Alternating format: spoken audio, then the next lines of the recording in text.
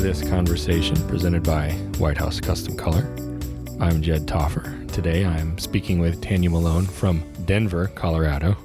Hi, Tanja. Hi there. How are you? I'm doing good. Thanks for joining me, by the way. We're at After Dark 1274. We are, and it's my pleasure. In 2018 in Wausau, Wisconsin. It's not a bad day outside. We have a pretty decent view. The weather's been pretty well, and the chaos has been ever present. Would you not agree? Absolutely. It's what After Dark is. Pure chaos. You start about 9:30 and at night. Like you True. Start all day, but then you really start at night. Right, and go till 3, 4, whenever you pass out on a whenever you desk can't do downstairs. it anymore. Right. So tell us a little bit about yourself. Well, let's see. I'm from Denver. You mentioned that. And I am primarily I have two businesses. I have a newborn photography business, which is Contemporary Expressions. And then I have Tanja Melone Seniors, where I photograph primarily high school senior girls. Although I do photograph guys, I really market to girls. Two completely separate, all in the same place, or two different places? They're in the same place physically, so I shoot them from the same studio, but I market them completely separately from each other. They are separate businesses because my seniors don't want to hear about my babies. My babies don't want to hear about my seniors. So it's easier to market. Seniors. Exactly. So it's easier to market if I keep them separate from each other. I get it. Yeah. How have things been for you in this year in particular, just really quickly? I would say this year in particular, they've been super busy. I didn't go through my low period, which is generally January, February, really quiet. And I didn't have that this year, which was incredible in one respect because I stayed really busy with shooting, but horrible in another respect because that's usually my planning period for the rest of my year where I do my marketing plan and everything else. Right, so you kind of have to do that on the fly now. Yeah, which is a little more difficult. Right, of course. We have scheduled to talk about why you do what you do. We have. I'll let you take it from there. All right. So in our discussions earlier, obviously this topic came up, and I think it's really important for any photographer to know why they're shooting. Why do you love being a photographer? Why do you love capturing images? What motivates you and keeps you passionate for what you do? And I've talked to a lot of people about this, and it's something that I explored about 3 years ago, maybe 4 years ago, and really changed the structure of both of my businesses around it. It's when I split my businesses because I realized that the reasons I'm a photographer and the reasons that I photograph what I do are very dissimilar to each other. Okay.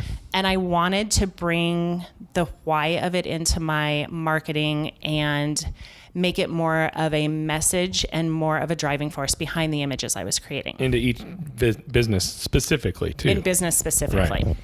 So why I do what I'm doing, I'm going to talk about my newborns first because it's a little easier. Okay. So newborns specifically, I always thought that I photographed newborns because I love babies. Yeah. And I do love babies. Okay, Don't get me wrong. I thought there was a big however. No, it's not a however. I love babies. But I realized that what I really love about photographing newborns is interacting with their moms. Oh, the mamas. And especially new moms they're in such a place of vulnerability and change and transition and absolute love. Yeah. You've been there, when you hold that baby for the first time, yours was a little older, but when you hold that baby for the first time, there is something magic. No, you're right. Absolutely right. And I realized that what I love about photographing newborns is actually seeing that mom in that first phase of being absolutely in love with their baby. And they've got so many questions, and there's 100,000 vlogs and blogs and books and everything out there telling them what they should be doing. Right. How to think, how to act, to act, what to do with your baby, how to put them down, how to feed them, how to eat everything, Yeah. Do you give them a bottle? Oh my gosh, you're a horrible mom. Do you co-sleep? Oh my gosh, how dare you do that? And I love just talking to them and interacting with them and letting them know that whatever decisions they're making, they're a good mom. Yeah. Like we all have this fear of being not a good enough mom. Yeah. Or dad. Or dad. Exactly. I work primarily with the mamas, but yes, you always have that fear that you're just not doing it right. You're not doing it well enough. You're not doing what you should be doing. Yeah.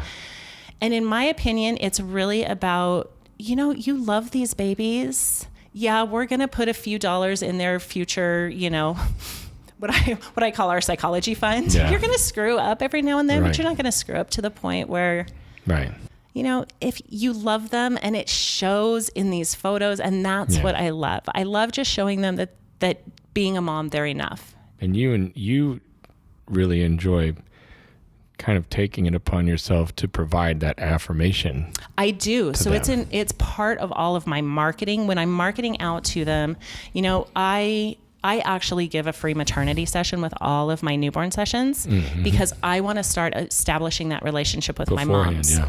I want to show them how much I'm going to love on them, not just their babies. Right. So yeah, and it's in all of my marketing. It's in the way that I present to them. It's in the emails that I send to them. Whereas a lot of times I see the marketing just to, oh my gosh, you have a cute baby.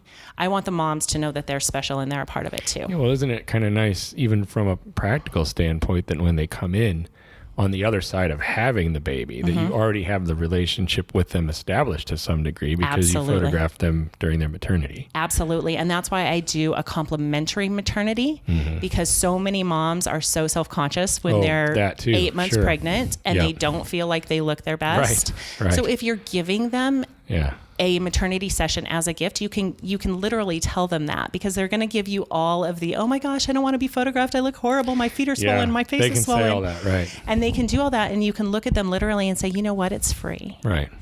And my job is to make you look beautiful. Right. And if you do it and you don't like the images, you don't have to purchase them. Right. But if you don't do it, you may regret it later. Right. And so it's a beautiful marketing hard to turn down. Yeah, exactly. And it gives you both an opportunity to kind of build that rapport and that trust. Exactly. Absolutely. And that's why I do it. Right. I like that. It's a good idea. So, and then if we go flip side to my high school seniors, my high school seniors is a very different why. And for a long time when I was photographing seniors, I didn't really tie it in. I love photographing high school senior girls. Yeah. I find that age so fascinating because, again, we're at a point where our society literally almost dictates. We're such an image-driven society now. Instagram, Facebook, you know, ads, YouTube, everything is telling these young girls how they should be. Yeah. Like what society thinks is perfect. And so it was I always loved like bringing out more of their natural character and playing around and all of that.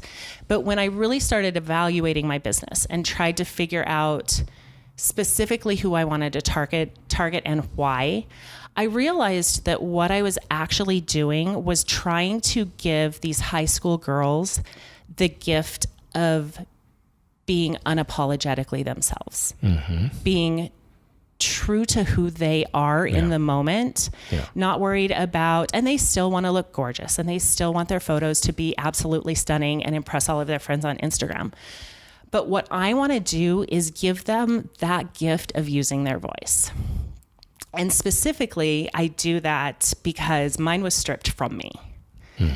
When I was a kid, my mother married a man when I was 3, and he was extremely abusive to both of us. And I found as I was growing up, I had no voice of my own. I had no identity of my own because he took it from me. And when I was finally able to get out of that situation, it took me a long time to figure out who I was outside of being afraid and being told who to be, right, and told that, you know, I was never going to be enough and never be good enough.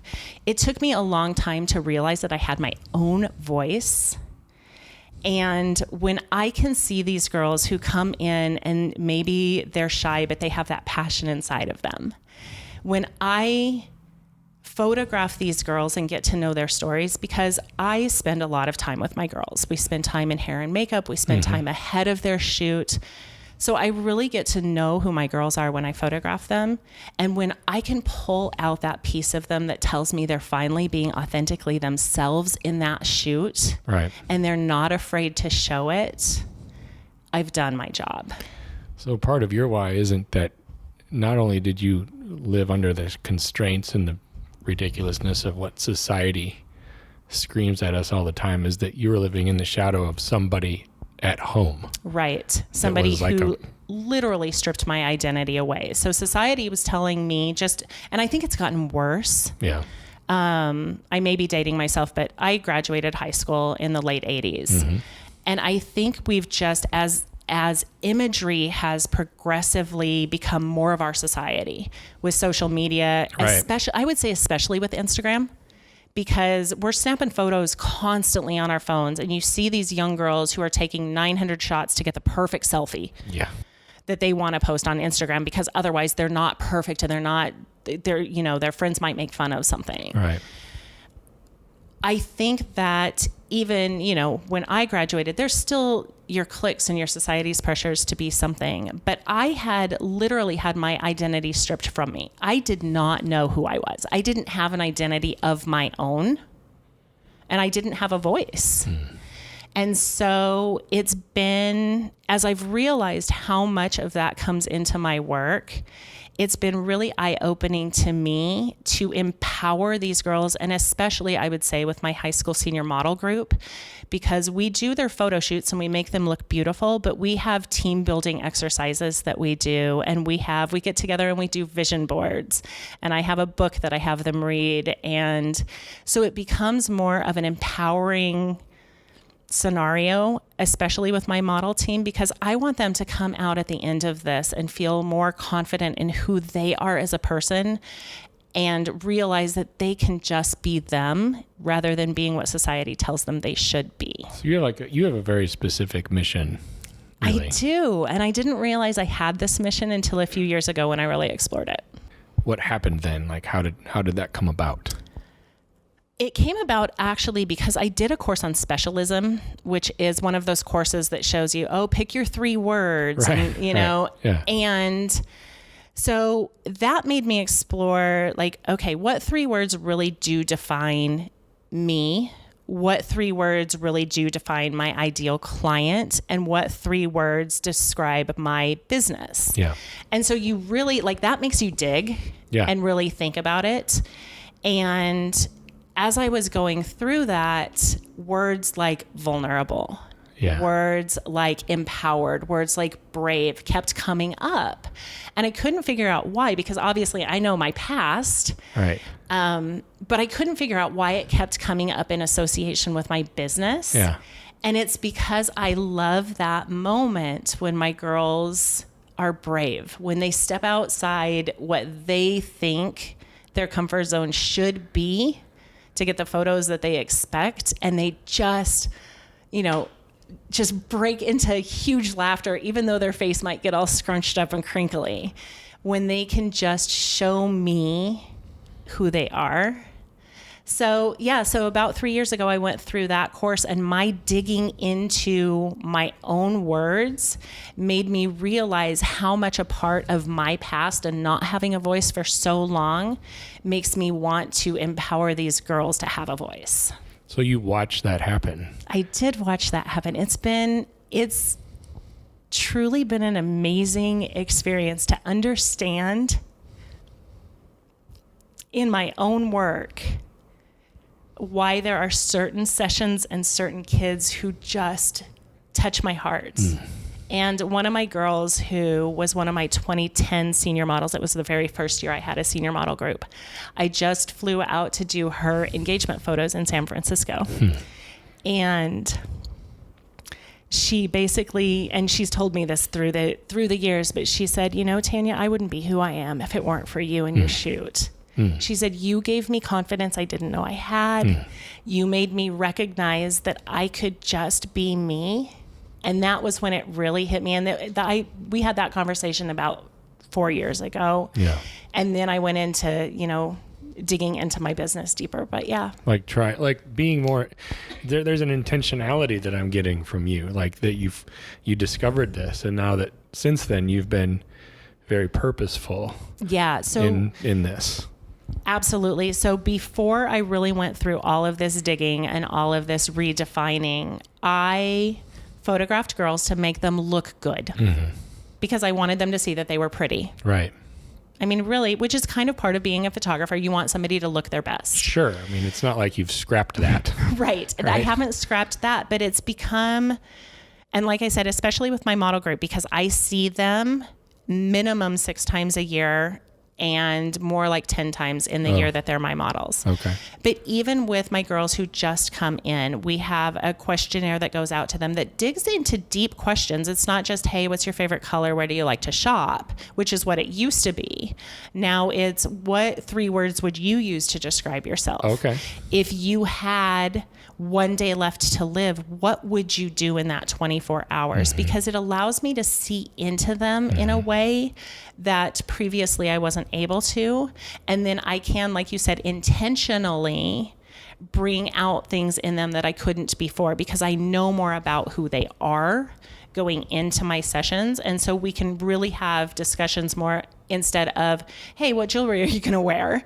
You know, oh, that dress is cute, to, hey, so, you know, so one of the questions I ask is, if you could be anything or do anything, no holds barred, no boundaries, what would that be? And so that always becomes a topic of our conversations, Of because what they would do if they could do anything. If you could do anything, what would that be? What would you dare to do if there were no limitations?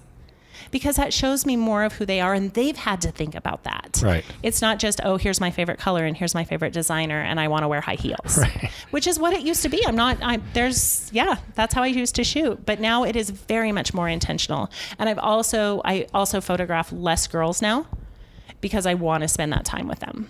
Because you only have so much time. Right. And so I you're take investing less a lot seniors. more. Yeah. Have you come across yourself?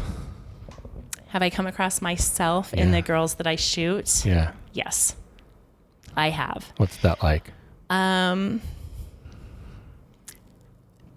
Painful at first, to be perfectly honest, because I see the pain that they are in. I have one girl specifically who I don't ever want to dig unless I know what's going on, because you don't want to offend, you don't want to assume, you don't want to anything. Yeah. And she actually, I'm not obviously going to go into details, but she actually said something to me that made me absolutely understand what she was going through. I knew that she was in a situation that was dangerous and a situation that was unhealthy for her. I am fortunate enough that I work with a charity that deals with child abuse and domestic violence. And so I knew exactly who to reach out to for her, only when she said she was ready for that. And I would say that's probably one of the best sessions I've ever, or best kids that I've ever worked with, because the resolution of it was healthy. She's still going through a lot. We all do, even years and years and years down the road. Right. It's not a quick fix. It's not a quick fix. No. But what I've found in doing this is that everybody is broken. Everybody has a part of them that is broken. And I think it takes visiting that in grace and openness, and just, I let my girls know that I'm there. And I think by knowing and realizing that everybody has a story, everybody, even if it's, so being bullied, you know, just not being pretty enough in their own eyes, which a lot of times that's exactly what it is because of our societal norms. Just giving those girls the confidence through both the activities that we do, the experience that we go through, and then their gorgeous photos at the end. Yeah. It's pretty cool. Why do you care?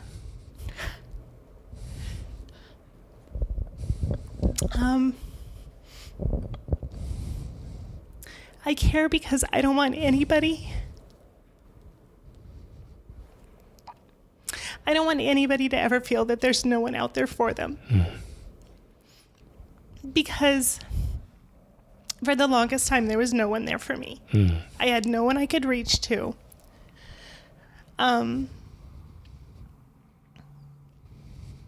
So even if it's in a small way, if I can be that person for them, even if it's just to show them that they're prettier than they think they are, even if it's that small, to being as big as finding them a safe haven. Just knowing that someone is always there. There's a phone number you can call. There's a person you can reach out to that's always going to be there no matter what. Is why I care. Where do you get this courage? Where do you get this strength? Where does it come from? Oh my goodness. It's funny. I don't consider myself to be courageous. You might want to. I think it truly is, like, it took me many, many years to be comfortable with my history, to be able to speak about it. It took me many years to come to terms with the fact that I'm an individual who can make my own choices. And it took even more years for me to realize that no matter what happens to me, whatever my circumstances are, that I get to choose my reaction. I get to choose to be happy. It's a choice. It's a conscious choice that we as humans get to make. And that's so, when you realize that, when you internalize that, that no matter what happens to you, no matter what circumstances are in your life, you can choose to move forward and be happy anyway. So when I realized that, I guess if you call it courage, if you call it strength, I just call it realizing that I have the conscious choice to choose happy every day, every circumstance. And sometimes it happens 2,000 times a day. And I have to remind myself that, I get to choose to be happy. I get to choose to be happy. Oh my gosh, I'm going to get off the phone with that person and I still get to choose to be happy. But when you actually fully recognize that it's your choice moving forward, it's your choice of how to live your life despite the circumstances. That's the key. What's next for you? What's next for me? Well, I am going to continue to be a photographer, obviously. I love it. I love what I'm doing. I love the way that my business is growing. Growing maybe not in number of clients, but growing in the experience I am giving my clients. Right. I am also, because I do private mentoring, I am also bringing a little bit of a life coaching portion into the mentoring that I do, because I really want, if I could have one thing on my tombstone, it would be choose happy. Because I really want people to understand that they can. Yeah. And it's a hard thing to understand because we aren't told that, we aren't programmed that way. Society basically tells us that we are reactionary creatures. Yeah. We are reactionary creatures that need to be perfect is what society tells us. Yeah. But that, if something bad happens in your life, you should be sad. And if something good happens in your life, you should be happy. And the way that I always put it is, so we, and this is a kind of random story. We got our house destroyed by hail last year. Oh, what? Exactly. So we had this hailstorm come through. It destroyed my husband's car. I was across town, but it destroyed my husband's car, like totaled my husband's car. Our roof was destroyed, like ridiculous, destroyed. Wow. There's just everything in our yard was broken. So you would think, oh my gosh, horrible. Yeah, it sounds pretty bad. Horrible circumstance. Be sad, be angry, be upset. I would have been. Right. And from our perspective, yes, it's a horrible thing. My house is destroyed. Right. What if you're the contractor in that area doing roofs? Yeah. Your family is now set. Yeah. Okay. From the contractor's perspective, that is a big, brilliant bonus that the universe just gave them. Right. So it's all a matter of perspective. Everything that we do is a matter of our perspective because we only see through our eyes. But from the perspective of the hailed on person. Right. But the circumstance itself, the hail storm, is neither good nor bad. It's just something that happened. Sure. But in the end, yeah, it sucked. I had to get a new roof. My husband's car is totaled. I suppose in the end, you got a new car, you got a new roof. I have a brand new roof. It's a better roof than I had before because our house is really old. So I have a brand new roof. Insurance paid for it. It was a pain. You know, we've had to have our gutters redone. But in the end, it turned out to be a positive thing. Mm-hmm. So it's one of those funny, like, easily to look at circumstances where you go, yeah, circumstances neither good nor bad. It's the reaction of whoever's reacting to the circumstance. Sure. We can all go to the same exact concert and come away with completely different experiences. Happens all the time. Yeah. Yeah. Movies, concerts. Yes, exactly. Yeah. Exactly. And so becoming consciously aware of that is incredibly empowering. Yeah, that's interesting. Chuck Arlen just told me yesterday that he thinks my favorite album of all time is Horrible. Oh, I was kind of standing there with that conversation. Yeah. I was like, what? You're not making the right choice, Chuck. Right. You need to choose. Chuck is wrong. Choose happy. Right. But if we all loved the same things, how boring would society be? Yeah, he should love that album, though. All right, are you going to tell the world what the album is? I think 10 from Pearl Jam is one of the best albums of all time. All right. And Chuck Arlen does not. No, he does not. All. No, he does not. Doesn't make any sense. I get it. No, this was, you told me that you might cry, and you made me cry a little bit too, of course. But I really appreciate your vulnerability. Absolutely. And I think what you're doing is noble and honorable and beautiful. And I think it's going to be one of those things for you when you're 80 or 85 or 90, that you'll have like this huge group of people that you've affected. And most of them you probably won't even know. But I think you'll hear more from people like that girl that reached out to you. But I really do think even more than that, maybe even more special than that, will be all the people that you had no idea that you affected because of your intentionality. I would hope so. Yeah. I would hope so. I would hope that there are people out there who listen to this, who may be in a situation where they have lost a voice, where they don't feel like they have a voice anymore, where they feel like somebody is stealing their voice, who... Even if one person hearing this, which is why I decided that I was going to do it, even if one person hearing this says, you know what, let me make that call. Let me reach out to that safe person. Let me do something to find my me in the chaos. Then it's all worth it. Yeah. It's all worth it. Fantastic. Thank you for your time. Thank you. I appreciate it. Till next time. Absolutely.